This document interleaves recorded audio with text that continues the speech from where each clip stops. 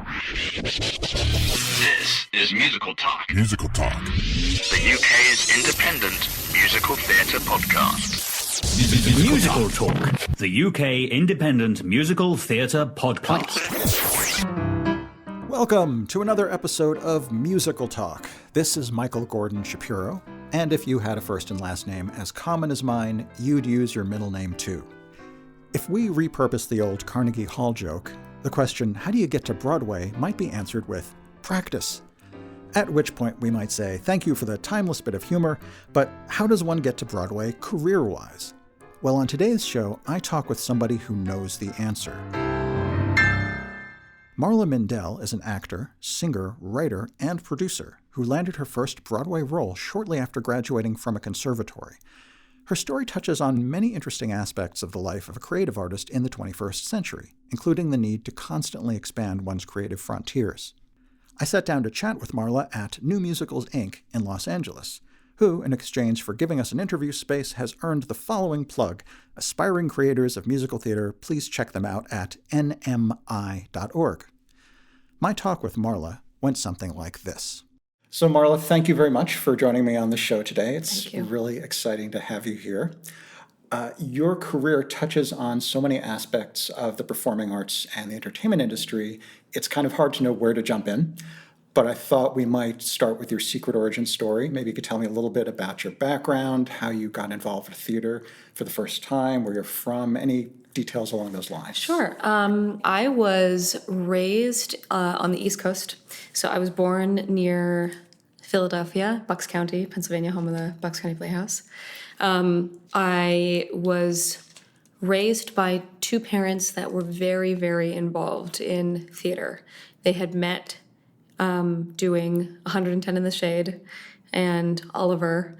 And my father, Steve, is a musical theater composer. So, when I was in the womb, when I was out of the womb, the only thing I heard was show tunes. My parents would play records all the time. So my father also was composing musicals at the time. So I would go to bed hearing him compose something on the piano. I would fall asleep to his music. He would go into the city a lot to record demos. I was always there. So musical theater was, from the minute I was born, a huge part, if the biggest part of my life. He would also, take me to see shows in the city. That was always our special thing. We would go to this restaurant called Sam's, which is now closed, but I would always get sesame chicken fingers, and then he would take me to see anything from Secret Garden to Most Happy Fella. It was like our little thing. So my father is really the inspiration for me to have gotten involved in musical theater. I often wonder if he wasn't a composer, how that would have affected my life if I would have not chosen a career in the arts. But my entire family is so artistic that I have to think that I would have found myself gravitating towards musical theater in some way. So that's how I got involved, and that was my career choice. And I went to high school. It was the thing that I dove into the most. In college, it was my major, and then I graduated college, and within a couple of years, I had booked my first Broadway show. That's a great trajectory. Yeah. A lot of people who grow up with a lot of exposure to musical theater imprint on the repertoire and classic shows. But what's especially interesting to me is that you got a early perspective on the process of developing musicals as well. Sure. Yes. Yeah, and that's something that people don't see. And that's honestly something that I don't even think that you know of until you experience it yourself. Because I find myself in my father's footsteps in many ways, but especially, coming out to LA and writing, and that's something that we'll talk about later. But now I'm a part of the development process as well. And you never quite understand it until you're in the thick of it. So I got to see my father, I got to see it from the inception of his ideas. I got to see him compose at the piano with multiple lyricists. I got to see the highs when, he had off-Broadway shows. I've seen the lows when things are put on hold or theaters drop out, or there's just so many variables. So it's really been a fascinating process. You learn how special it is to get even the smallest thing. I think that you don't take anything for granted when you're able to see the developmental process. And to this day, I'm his biggest fan. His music is just incredible, and I've heard everything. I've heard so many things that people won't even hear because they've never even made the light of day. But some of his best music are from things that no one will ever hear except for me. Well, you're preaching to the choir Yeah, as far as sure. I'm concerned. One thing that's interesting about musical theater and the difference between common perception and the reality is how much redevelopment shows undergo en route to Broadway or off Broadway or whatever their destination is. Do you feel like you got an early dose of reality in that respect in watching the development process? And did that help you personally down the line in your own creative projects? It has been tremendously insightful. I wouldn't say that it's necessarily helped me because there are so many variables with everyone's personal journeys and their particular projects. It should have taught me to be patient, but I am the most impatient person in the world. What my father has gone through has been fascinating. Some things have been fast-tracked. Some things, yes, they go through an insane amount of redevelopment, and sometimes it's to the detriment of the project, and not just his, but you do see many incarnations of something. I remember I saw something once at Nymph, and then it had gone through all these incarnations, and it was like, wow, that one particular version at the Fringe Festival and/or Nymph was actually the best version because you didn't have so many different opinions meddling in it. Not that I want to, crap all over the entire development process. I think sometimes it's for the better, and sometimes people have very, very smart opinions. But also sometimes people kind of take a very great project and they dilute it, and it becomes a shell of what it once was. Do you know what I mean? Oh, absolutely. And it's happened with my own stuff too, What ends up happening is sometimes the experience is so great that it helps you hone and focus, and you're like, wow, without this person's opinion, I would not have gotten to this place. Sometimes you have so many different opinions and so many variables that you just throw up your hands and you say, well, you know what? I don't even care.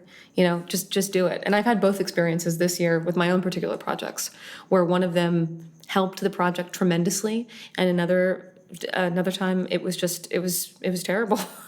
And we were like, my writing partner and I were like, okay, well, you know what? If this makes it, fine, and if not, I don't even care. And it's tough and it's tricky, but you learn from each project. I'm going to turn things a little bit towards your biography. Sure. I'd love to hear about your path to Broadway. Okay. Kind of the steps you took en route to landing your first role. Okay. And then obviously we'll talk about some of the exciting things you're doing on Broadway. I auditioned a lot, actually, post-college. I had gone to Cincinnati College Conservatory of Music, which is one of the top musical theater schools in the country. And I was very lucky. When you graduate, you do a showcase for agents in New York. And I was lucky to have been signed by a very great musical theater agency. And right out the gate, I was auditioning for everything and anything. And my very first big credit was the first national tour of The Drowsy Chaperone. And I played Kitty. And it was wonderful. I was 23. Everyone was at least 10 years my senior, and I was like, I'm going to go away for a year, and I don't know if I'm going to connect with these people because they just seemed so much older and wiser than me. And it ended up being one of the greatest experiences of my life with some of the most wonderful people that I'm still in contact with to this day. So I did the tour of that for a year, and then I came back and I was auditioning for about 6 months, and my very first Broadway show was South Pacific. And I was in the ensemble of that, and that was just a beautiful, glorious show. And I was in that for about a year and a half. And then that closed, and then I auditioned for about 6 months again. And then my first big role, my first big principal role, was booking Sister Act. And I had the great pleasure and fortune of playing Sister Mary Robert, who, if those of you are unfamiliar, but you're familiar with the movie, she's the shy, redheaded nun that can't really open up until the Whoopi Goldberg character comes in and kind of transforms the entire convent. So that, again, was just one of the most, all of the shows that I've been in, they were just the most wonderful experiences. And so Sister Act lasted for about 2 years. And during that, actually, the book writer of Sister Act, Doug Carter Bean, was writing the book of the new version of Cinderella. And so I was asked to audition and be a part of the workshop of Cinderella. And so when Sister Act ended, about 3 months later, Cinderella opened in the same exact theater. So for 4 years of my life, the Broadway Theater on 53rd and Broadway was my home. And I did move dressing rooms, but I got to keep all my stuff. So I had like a home away from home for 4 years. It's super convenient, too. You didn't have to really travel once No. you were finished the tour. No, I just I packed everything up. When Sister Act ended, I was like, hey guys, can I just like leave everything in this dressing room? And they're like, don't worry about it. And they ended up moving me down. They put Harriet Harris in my dressing room. Harriet Harris was a stepmother in Cinderella. So they moved her into that dressing room, and they actually put me in a different dressing room, but I had a bathroom, which was great because the other bathroom that Harriet Harris has it was attached to a box seat. So you could essentially, if you wanted to, like open up the door and just like walk into the house, or somebody could hear you peeing, which. That was nice. Yeah. So I had my own bathroom, and that was a huge plus. That's real star treatment. That's there you go. You've made it. There are a couple of interesting features worth noting about your biography as you've described it so far. One is you seem to have lived the stereotypical dream of every drama student where you're going to showcase right out of college and someone's going to say, come to Broadway, we'd like to put you in a show. And that seems to be exactly what happened with an intervening tour on a very well-known property. So that seems kind of a charmed life right at the gate. I am very lucky. And, the first year, I attribute it to a lot of things. I think the conservatory that I went to really, really gears you up towards booking work. The curriculum that I had to do while I was at school is very intense. But I think because of that, we are also primed to go out there and give the best auditions of our lives. And also I think going to a conservatory that has a showcase, that not only has a showcase, but where all students will be involved in the showcases and are going to be seen and signed by agents, I think that's very important. So if there are any aspiring college people listening to this podcast, I always say to try to find a college that will have a showcase that you can be a part of, that agents will come to and very realistically sign you.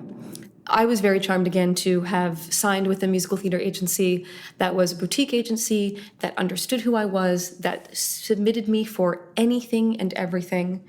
And some of the things, for instance, The Drowsy Chaperone, when I got the audition for that, I called my agents and I said, hey guys, I'm not right for this. This part is for a dancer, and I'm a singer who can barely move.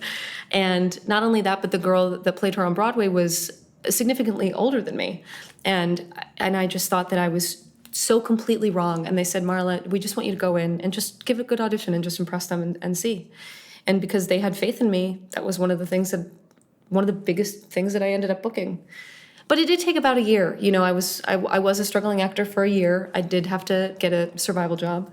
And I came off of the road of Drowsy Chaperone, and I did have to audition again. So there were bouts of unemployment, but for the most part, yes, I was very lucky, and I do not take that for granted. Now, you mentioned that you felt like your agents really understood who you were. At the same time, you imply they cast a wide net in submitting you. Uh-huh. Is there a balance to be struck between trying to target an actor's strengths versus just looking for whatever opportunities might conceivably happen? I think that when you're first starting out your career, and when I was first starting out my career, they submitted me for everything, and rightly so. I needed to build my resume. As my resume improved, as I got more principal roles, they certainly weren't going to submit me for an ensemble in another show. So I think as your resume builds, then you should really start looking at the parts that you want to continue to play, looking at having your career move forward and not sidestepping your career or even moving backwards. So in the beginning, I also wanted them for me to be submitting me for everything. And I appreciate the fact that they cast a wide net. And also I think in musical theater, people suspend their disbelief more. Like I think in film and TV, people are very hung up, and rightly so, on finding somebody that is exactly the right age, the right type, where I think musical theater, there's a little bit more leeway. And perhaps that's because, you have people from 2,000 seats away and they can't quite see. So you can pass for a certain thing. I attribute actually my success in musical theater to that one agency, because they didn't care, whether I was going in for a dancer part or a tiny part. They just kind of they threw that net, and they cast it very wide, and I was lucky to have booked things because of that. Now, interestingly, I'm going to jump ahead a little Sure. bit. We'll come back to here. But if I look at the arc of your overall career to date, it seems like your earlier projects were very earnest roles, South Pacific, Cinderella, and that you've more recently involved towards cultural satire and comedy with a little bit more of an edge. And was that a deliberate direction? Was that just a sequence of opportunities that saw you evolve in that direction? Do you still enjoy the more earnest, more traditional stuff? I think that is so interesting. I never thought of myself as those kinds of parts. I just kind of fell into them, and I played a bunch of quirky ingenues on Broadway. I really, really did. But in real life, I think I'm a little bit sassy and a little bit fiery, and certainly the theatrical projects that I do out here definitely reflect that. I am very lucky to have played both. And, I was worried that I would only play the kind of quirky, ingenue, very shy, sweet kind of parts on Broadway. And then I came out here and I got involved with this theater out here where suddenly I'm playing things that I never, ever played. And they do have a bite to them. They do have a little bit more edge. Like, for instance, I was recently I do something called Rockwell Table and Stage. It's a theater out here where they take movies and they turn them into musical parodies, and it's wildly popular out here. It's kind of like the only Broadway space that LA really has, so it gets a ton of attention. So I did Devil Wears Prada, and I had to play the Emily Blunt part, and she's like, pardon my French, but she's a huge bitch in the show. I'm currently right now in Home Alone, and so I'm playing the Catherine O'Hara part, which is Kevin's mother, and she has a little bit of edge to her too. So I'm not sure if it has not been deliberate. It just kind of has ended up that way for whatever reason. Yeah. So obviously there's got to be a big difference between working on a canonical show like South Pacific and something that's very fresh and declaredly unauthorized. All the movie parody musicals say the unauthorized parody of Right. XYZ. Do you find that the development process, the rehearsal process is a little more freewheeling and open to creative interpretation, just because these are obviously slightly off the beaten path and being satires? There's more of a intrinsic humor to them. Is the experience different for you? It is it's night and day. Even though they're both musical projects, when you're doing a Broadway show, first of all, you have a ton of money. Whereas here, I think part of the charm of the shows out here is that there literally is no budget. So on Broadway, you have a 2-month rehearsal period. Usually you either have a workshop or you go out of town. People show up at 10, they leave at 6. You're being paid a lot of money to be there, and you end up freezing a show that you do to a T for 6 months, 2 years, 8 years, however long, but you do the exact same show every night. Whereas out here, the process is so different. We have about 3 weeks to put together a show, and we do consider them parodies, but I would like to say for the record that they're not mean-spirited parodies. They are more celebrations, and also for legal purposes, we have to say that they're parodies because we don't have the rights. So we have about 3 weeks to put together a show. You take all these LA comedians and actors and former Broadway stars, and everyone kind of comes up with material. There is a script, but we all kind of work together as a team, and it feels kind of like this adult theater troupe where we come up with jokes together, and we all bounce ideas off of each other, and we really develop a show together, and we write a lot of our own material. The best example, and one of the greatest things that I've ever done in my life theatrically to this date, was recently we had done the unauthorized musical parody of Troop Beverly Hills based on the 1989 movie starring Shelley Long. And so I played Phyllis Neffler, aka the Shelley Long part.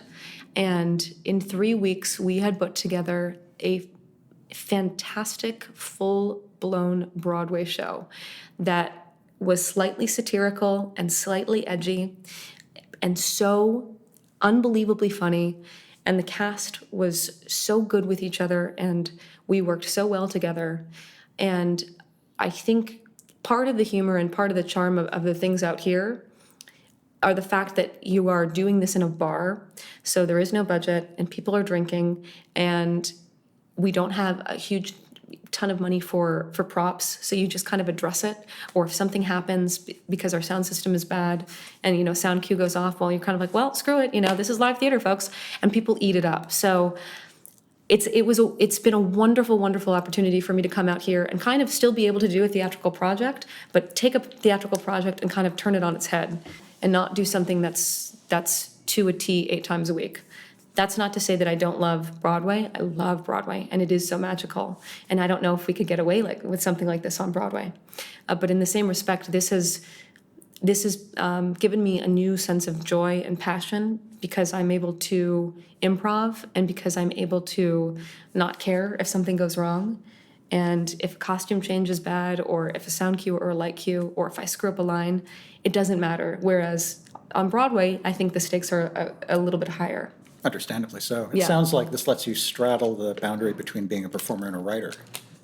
Yes, it does. And that's also been wonderful because I do write a lot in my spare time. And I also, but I've never written a musical before, but I know musicals actually better than any other art form, even, you know, writing for TV, which is what I've been doing now. So to be able to write my own jokes and to see them land, and to be able to say to the director out here who listens, and, you know, directors out there obviously listen too, but to be able to say, hey, you know what, do you mind if we actually, this line actually fits before this musical number better? Do you mind if we shift that? Or I think the song should end here. But I am able to have a freedom that I haven't had before. And for the benefit of our listeners not from LA, the Rockwell is technically a bar, but it's a really nice bar. Yeah. It's got a fairly elaborate stage for a venue like that, so it is plausible to do a meaningful production. You're not standing in a corner crammed behind. Right. It's like Joe's Pub. So you're able to do, and it's in the round. So we move around the space, and you're right. We're not confined to one particular area. There are costumes. There are lights, there is sound.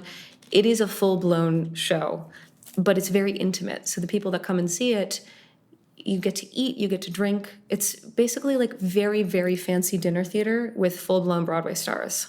So, honestly, I've gotten a little, just as much attention out here doing technically what's considered a bar show than me being a principal in a New York Broadway show. And that to me is just fascinating. Do you think in part it's because in a venue like that you are more intimately exposed to the audience? That came out strangely, but you're face to face with the audience. They can really see you. They can look at nuances of your comic timing. Whereas if you are in the back of a huge prestigious theater, you're still separated.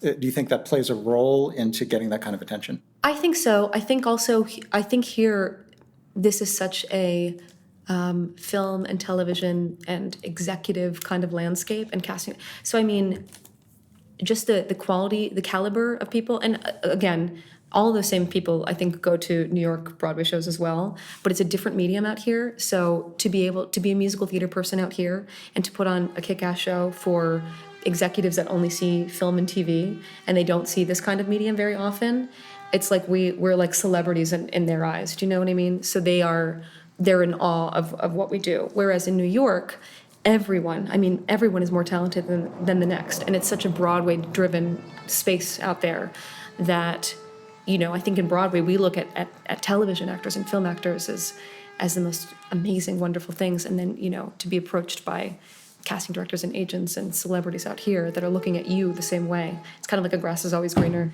kind of vibe. There's always a mystique about an art form that's not native to where you happen to be. Yes, that's exactly what I was trying to say, and you just succinctly put it into one sentence. Thank you. Very kind. You touched upon two really interesting transitions. One was the transition from East Coast to West Coast, coming from Broadway to LA, and the other is transition from being a performer into a writer and performer. And I'd love to hear about both transitions. First, what made you decide to come out here, other than the obvious trope of the weather being much nicer? I'm from New York, so I understand. Right. What motivated that? And then can you talk a little bit about your evolution to someone who's writing as well as performing? Well, I had performed a total of, I guess, 8 years on Broadway. And I have a writing partner that I had gone to college with. We were best friends. We had been writing since college. We were writing all through our time in New York. So his name is Jonathan. He would come visit me in my Cinderella dressing room or Sister Act dressing room, and we would write in between shows. So we had been writing TV shows the entire time. And Cinderella ended, and his job ended. He transitioned to being a television producer for musical theater fairly quickly. He was like, I don't want to do this, bye. And so he got out. So we had a couple opportunities out here, and for the first time in both of our lives, our schedules were completely clear. And we just said to each other, this is something that we have to do. We've been trying so hard in New York, and it doesn't seem like the right climate for TV writers out here. So let's just see what it's like. And so we kind of made the leap. And, after 8 years of doing shows, I had wanted to try something different. I was a little bit burnt out at the time. So I was excited for like a new journey. So that's kind of what motivated us to come out here. And upon coming out here, I think a lot of musical theater people transition out here. I think it's the promise of, I want to make more money, and I want to be on TV, and I want to be rich and famous, and blah, blah, blah, blah. And because the musical theater pool is so much smaller in New York, and also I think that if you do work hard enough in New York and you're talented, something will come through. So I think I certainly came out here. I'm not sure if other people have come out here and thought the same thing, but you come out here and you're like, okay, well, it took me a little bit of time, but I inevitably made it, and that's what'll happen out in LA. But what I think you fail to realize is that you are starting over from the bottom rung again. So, we've been here for about 2 years, and we've been doing great, but it has been like we are starting over. So I feel like I'm just fresh out of college again, in a way. Transitioning to writer-performer has been always something that I wanted to do. I've always wanted to have a handle in my own career. I've always wanted to be at the helm of my creative projects. I've always wanted to be, either like a female Tina Fey or like a female Lin-Manuel Miranda. I mean, that's like the dream. But somebody. Tina Fey actually is already female, but I see what right. you're saying. I'm sorry. I mean, a musical Tina Fey. Oh God, musical Tina Fey, female Lin-Manuel Miranda. Somebody that's can be the creator of their own work that they then write and star in. And they're two very different career paths. But I hope that kind of makes you understand kind of my goal, which is to show run my own career, essentially. That's a perfect segue into a topic I actually had down in the broad philosophical questions category. The extent to which you think creatives today, creative professionals, have to be entrepreneurs and define their own brand. It seems to be more and more common advice, especially since the advent of social media has kind of democratized communication, where you have the ability to reach out to anyone, and common wisdom is to succeed as any kind of creative artist, you need to be an entrepreneur. I feel like you already agree, but I'm going to ask you, to what extent do you agree with this? I mean, 150%. And that doesn't mean that it's easy, and it doesn't mean that if you are a person like myself that's writing for yourself, that inevitably that success will happen. You know what I mean? It's hard because social media has really changed the game. And I've always had social media since I came out of college, but even in the last 5 years, it's changed even more than what it used to be. I think that everyone needs to be the boss of their own career. And look, there are a lot of people that just audition and are lucky, and they're able to book work from just auditioning. And I wish that I was that kind of person, because it would take a lot of the stresses away of having to create my own thing in order to be in. But for me, I don't want to leave it up to chance. I don't want to go 15 years auditioning and finally getting something in somebody else's project. I want to have the opportunity to make my own project. And I think also that goes back to me being raised with a father who was in the arts, that was creating something for himself too. But I think that it is extremely important nowadays to be your own boss, and be your own entrepreneur. But it is not easy by any means, because between YouTube and Snapchat and Twitter and Facebook, there are so many mediums to make content, and it's even hard to be seen on those mediums. So I think that it's actually become increasingly more difficult to create your own content. On that subject, a visitor to your website is treated to 4 really funny episodes of a web series called The Devil's Bitch. I really hope we're allowed to say that word on Musical Talk. I guess we'll find out. Can you talk a little bit about the inception of that project, in particular the really high production values that you achieved in terms of the musical arrangements and the performance and the cinematography? Yes, that was my first foray into trying to make a web series for myself. And that is something that my writing partner and I, Jonathan, we wrote together. We wanted to create something that I could star in that was musical, because we love music so much, obviously. So we were put in contact with this kid that was just out of NYU that he emailed me and he was like, I've always wanted to do something musical. And I was like, yeah, me too. And then I just didn't think anything. And then he called me and he was like, hey, listen, I don't know what you're doing, but I really, really want to work with you. And I've always wanted to do something musical. So just come up with an idea and let's make it happen. And so I went to Jonathan, and Jonathan said, what if we do something about like a Damn Yankees kind of parody, and a woman that sells her soul to the devil. And we call it The Devil's Bitch.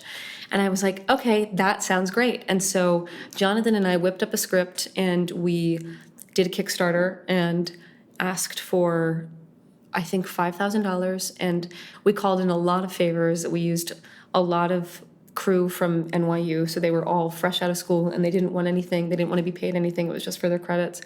And we shot this thing in a week. And in terms of music, that's actually the thing that I'm the most proud of. I think the songs are fantastic.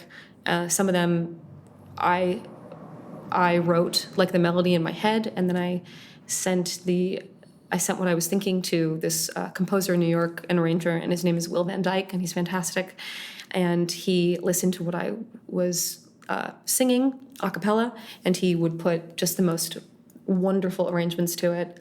And so the music was a combination of myself and this guy Will, and one of the characters in the short, his name is Philip Drennan. He played this character Wyatt. He helped with one of the songs. And so we were able to really do so much on such a very, very limited budget. At this juncture, I sense that you, the listener, are getting a bit ornery, because here we are talking about music that you've never heard. Well, I'm one step ahead of you with 2 selections from The Devil's Bitch for you to enjoy. First, here's an excerpt from the title song, where the devil explains to poor Evelyn her new lot in life.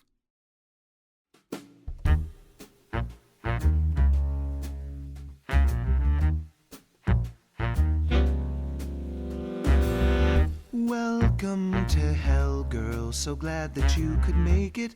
Don't fake it.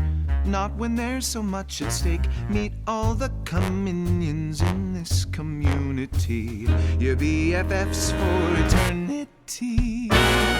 Welcome to hell, girl. Don't mind the bloody interns. My skin burns! Oh, I see you've got some real concerns, but you'll be the evilest Evelyn that I know. Just stick with me and let your dark side show. The devil's bitch is what you'll be.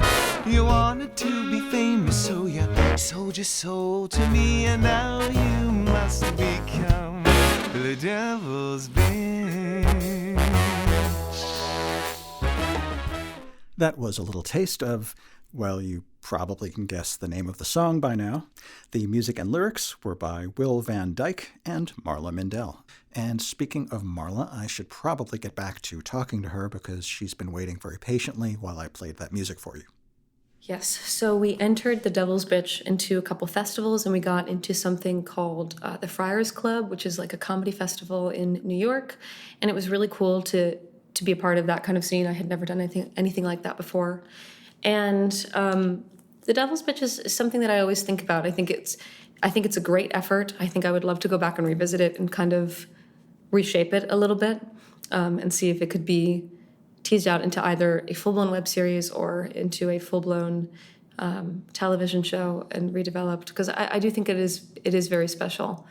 And it's been branded or picked up by Playbill.com? Playbill released it, yes. So they saw it and they were like, well, this is so on brand for us and having some sort of a musical web series. So they released it through their website, which was awesome. So yeah, I guess you could say it was released through Playbill, but that's now. I mean, wow, that must be 4 years ago that we released that. There was a little bit of disappointment as I got to the end of episode 4, which, as you know, is a cliffhanger, and I thought, okay, where's the next one? I know, and nothing ever happened. Well, I mean, it was massively expensive. I mean, we raised maybe $8,000, it was $10,000 for 20 minutes of content. And I was rolling in it at the time, so maybe I could have funded some more, but like it would have been nice to have found some sort of a producer.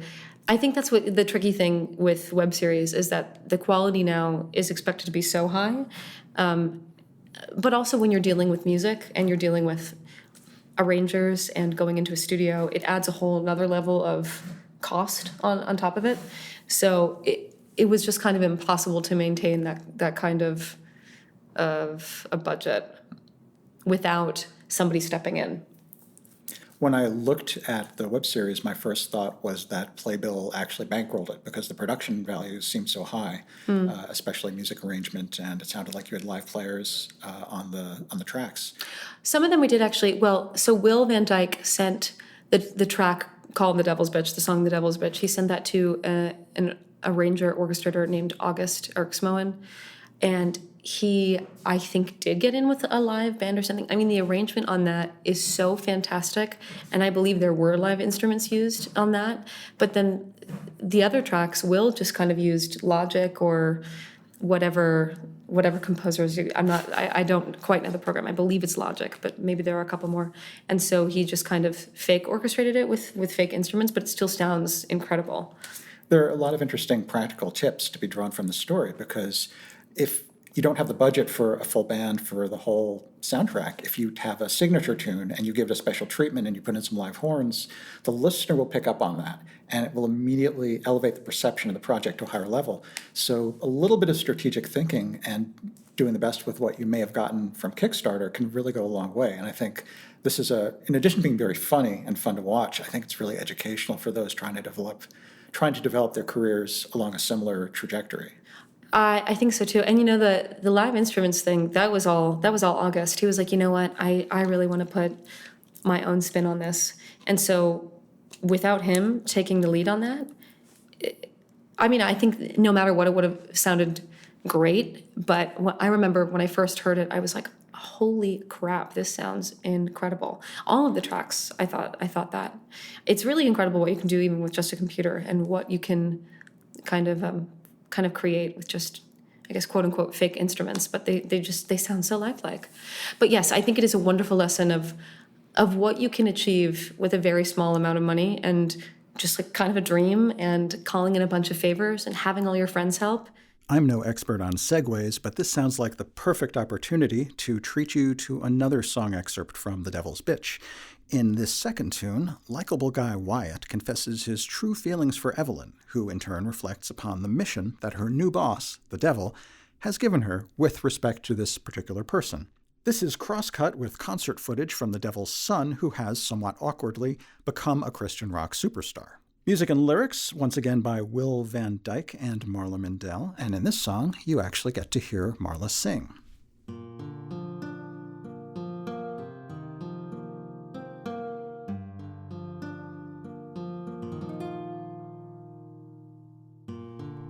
since you rolled away. I wonder if your tires wheeled you out of this city.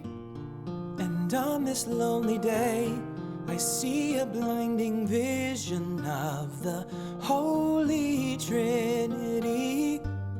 If only I could say, I bow my head and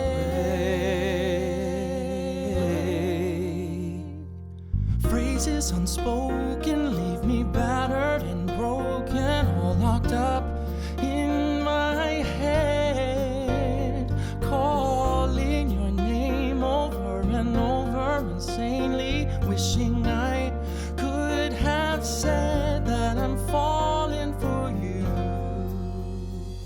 I'm falling every moment for you. That's sweet, but now I have to fucking kill you. What?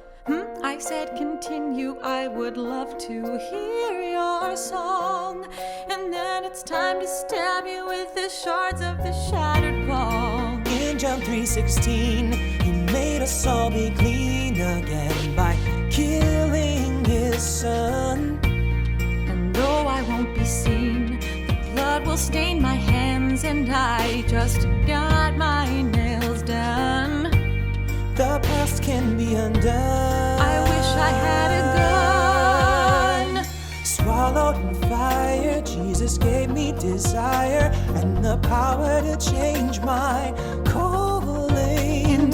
Calling your name over and over insanely, praying, Almighty Lord, I'm falling for you. I'm falling every moment for you. Will never know my double life. Condemned to be the devil's fag and wife. And now you have died for me to stand free. God, the underworld is shady. Oh my God. Phrases unspoken leave me battered and broken, locked up in my head. Calling your name over and over, insanely wishing I could have said that I'm falling for you. I'm falling every moment for you. I was falling for you. Was falling every moment for you. Jesus.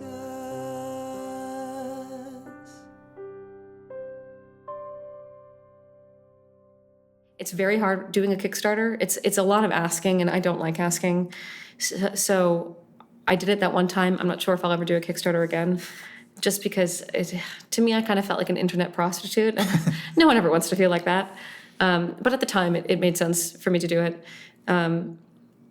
But hopefully, in the projects to come in my life, I can get somebody with deep pockets on board. I think after you do your first Kickstarter, there's an awareness of the fact that you've just hit up all your friends for a favor. Right. Whether or not they ponied up anything, you've already come to them with hat in hand, and I think you need to leave a few years before you can build the gumption to go back and do that again if you're ever going to do it again. Yeah, absolutely. I also think that there's a Kickstarter for everything now, so I feel like everyone's kind of burnt out by Kickstarters. I'm kind of like, oh God, another one? I don't think so. Or Indiegogo or GoFundMe or, all these different various places. Yes, I think that there's at least a 5 to 10 year rule that once you do a Kickstarter, you have to back off for a while.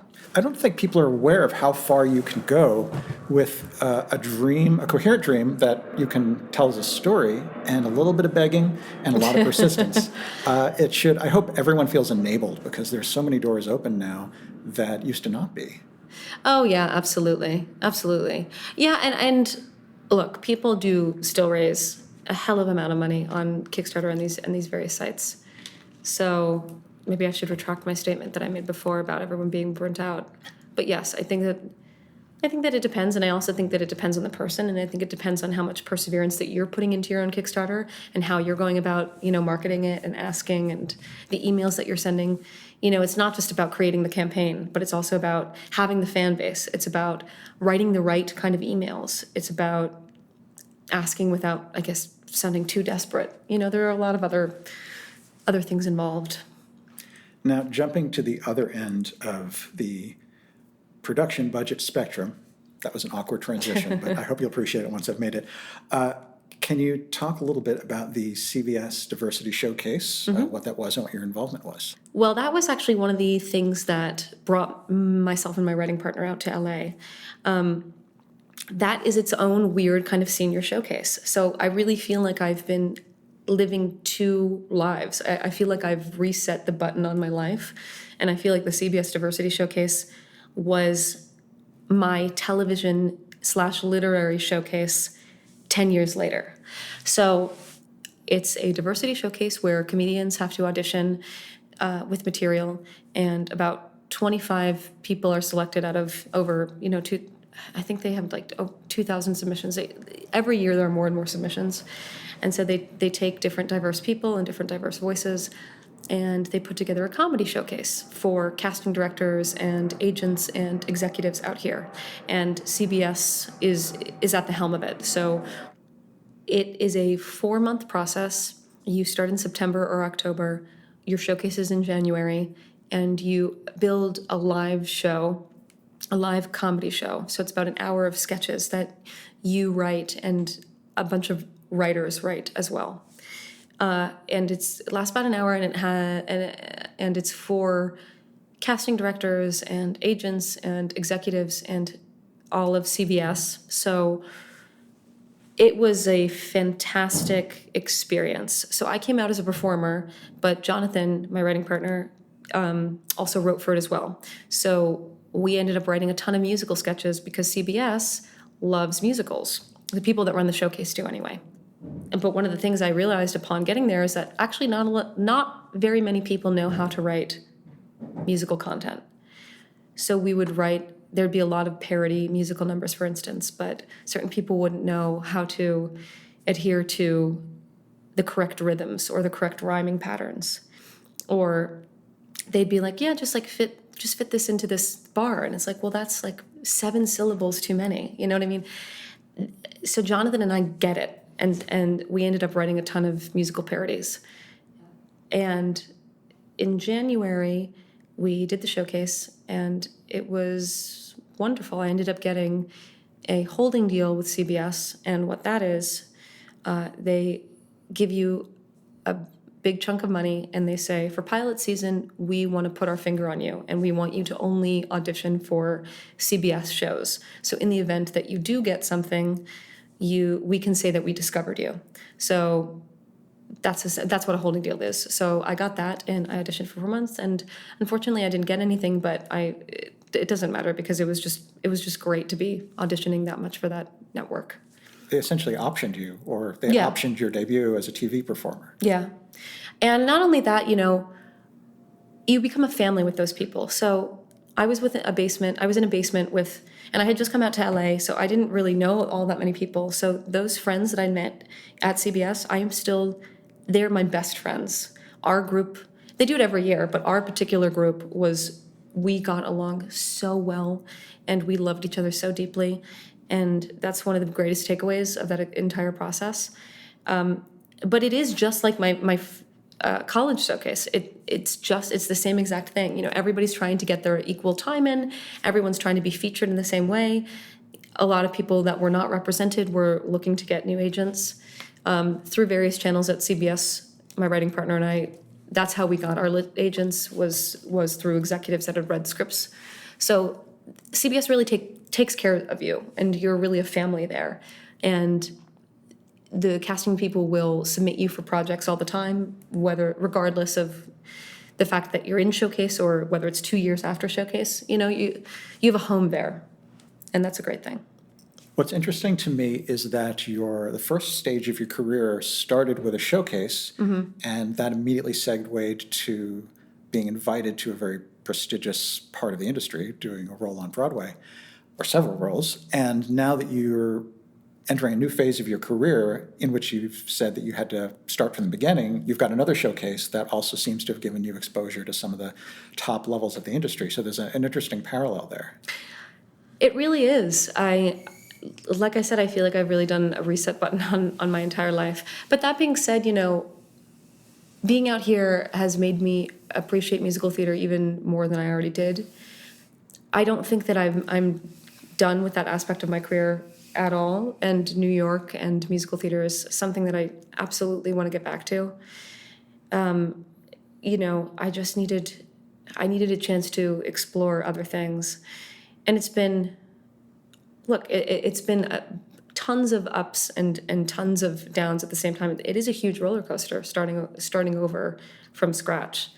But having something like the CBS Diversity Showcase, having the friends, having the fantastic agents and managers that my writing partner and I have now, it does feel like college. I do feel like I am steps ahead of a lot of people. I feel like I've skipped a bunch of stepping stones, and so that's cool. And I've been here for 2 years, and right now, everything is starting to manifest. Like, I booked my first multicam, and I shot something yesterday that for a comedy special, and I'm pitching a show to cable networks. Like, it's all starting to happen right about now, and it's all very good things, but it took 2 years of groundwork. And honestly, that's kind of how it happened in New York as well. It took about a year and a half for things to really solidify. And then once that started happening, then it kind of started speedballing. I think it depends on the person. I think that there are a bunch of people that are Broadway performers and that they say, this is it. This is all I want to do for the rest of my life. And I am so very happy in this career. And I know a lot of people that have worked for 30 years in the industry, and they do jump from show to show to show, and they have a very happy life, or they have a family, and it's all they want to do. I've noticed that a bunch of people my age, which I don't want to give away, but you'll probably deduce it anyway. But there have been a bunch of people that after doing it for, 7-8 years say, okay, I've done this, I understand what it is, what else is there? And that's why I think a lot of people move out here, because it's just kind of the natural transition and the natural step to do something new and fresh and exciting. But I really do think that it depends on the person. For me, it was what else is there, or what's next. But I don't want to say what else, because, again, musical theater is something that is ingrained into my DNA, and it's something that is always going to be with me no matter what, and something that I want to be a part of my life no matter what. So during the course of this interview, you've probably picked up approximately 10,000 new fans, because that's about the listenership of the show. So for your new fans, where on the internet can they go to keep track of your work? And is there anything going on in the near future or now in Los Angeles where people can see you as a performer or see your work as a writer? Sure. Hello, new fans. You can find me at my website, www.marlamindelle.com, or on any social media at Marla Mindelle. I am going to be doing the unauthorized musical parody of Mean Girls this, spring. And I think that's about it for now. I think those are the things that are on my list. But anything that does come up, you can always find on my website in the latest news section.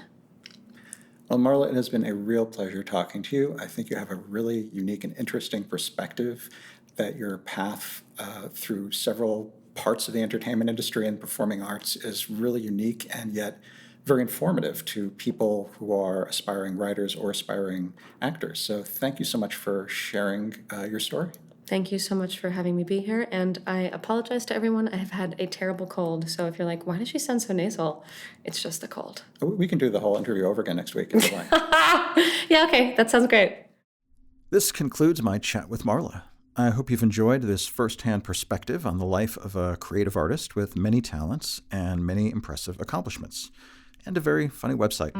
For now, it is time to wrap up another episode of Musical Talk. This show has been presented by Michael Gordon Shapiro, a.k.a. me. The content is copyright Musical Talk, except for the songs, whose copyright remains with their respective creators, or anyone to whom they've foolishly signed away their rights in a work-for-hire arrangement. I hope you'll join us for the next episode, which will feature a proper British host. Signing off. Catch you later. Musical Outtalks. So, Marla, thank you for... Oh my God, sorry. First outtake. Yeah. I'll start again. It really wouldn't be an episode of Musical Talk without a chainsaw or